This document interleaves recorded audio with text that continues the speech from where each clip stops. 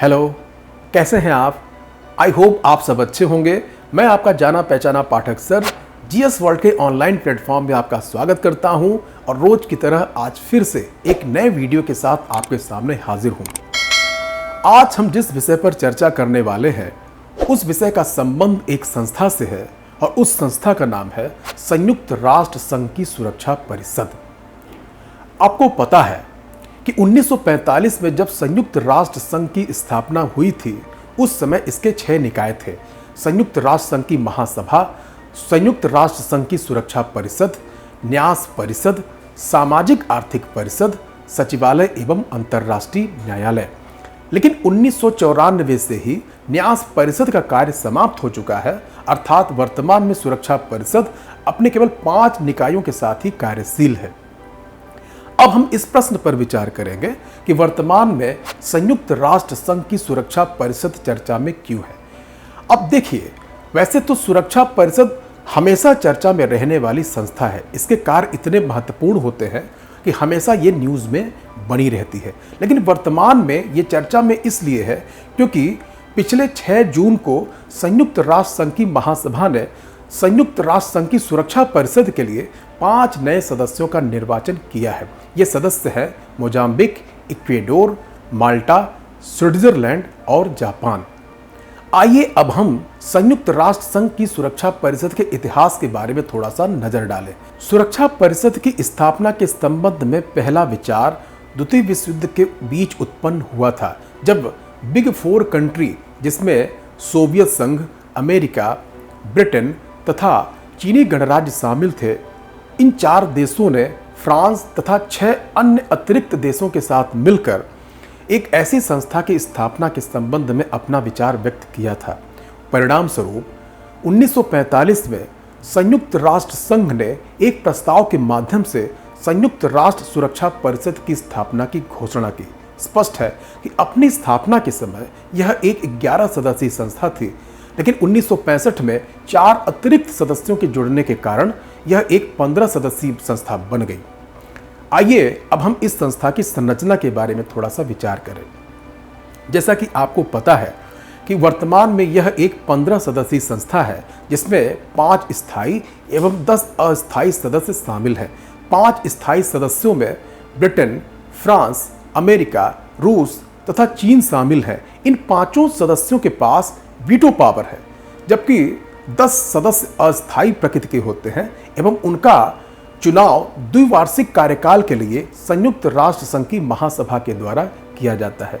इन 10 अस्थायी सदस्यों के लिए क्षेत्रगत बंटवारा है, अर्थात इन 10 सदस्यों में से 3 सदस्यों का चुनाव अफ्रीका से, 2 सदस्यों का चुनाव एशिया से, 2 सदस्यों का चुनाव पश्चिमी यूरोप से, 2 सदस्यों का चुनाव लैटिन अमेरिका और कैरिबियन कंट्री से और 1 सदस्य का चुनाव पूर्वी यूरोपीय देशों से किया जाता है।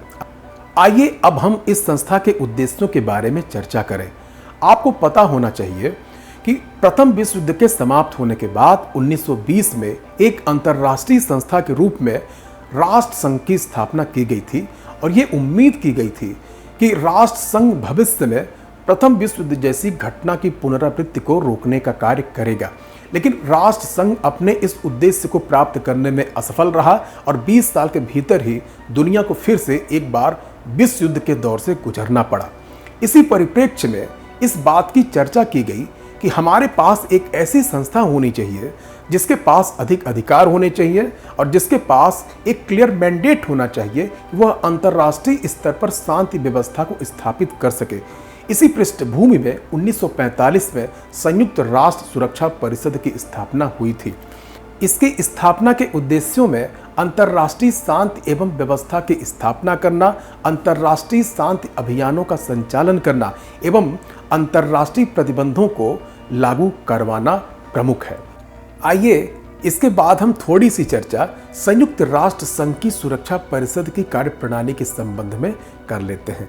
आपको पता है कि संयुक्त राष्ट्र संघ की सुरक्षा परिषद एक 15 सदस्यीय संस्था है और इस संस्था की बैठकों की अध्यक्षता सदस्य राष्ट्रों के द्वारा की जाती है और अध्यक्षता कौन करेगा इसका निर्धारण मासिक आधार पर रोटेशन पद्धति के माध्यम से किया जाता है। अर्थात अध्यक्षता प्रत्येक माह बदलती रहती है और किस माह में किस राष्ट्र द्वारा अध्यक्षता की जाएगी, इसका निर्धारण अंग्रेजी की अल्फाबेटिक शब्दों के द्वारा किया जाता है। अर्थात जिस राष्ट्र का नाम अंग्रेजी अल्फाबेट में पहले आएगा उसके द्वारा अध्यक्षता पहले की जाएगी और इसके बाद उसी क्रम का पालन किया जाएगा।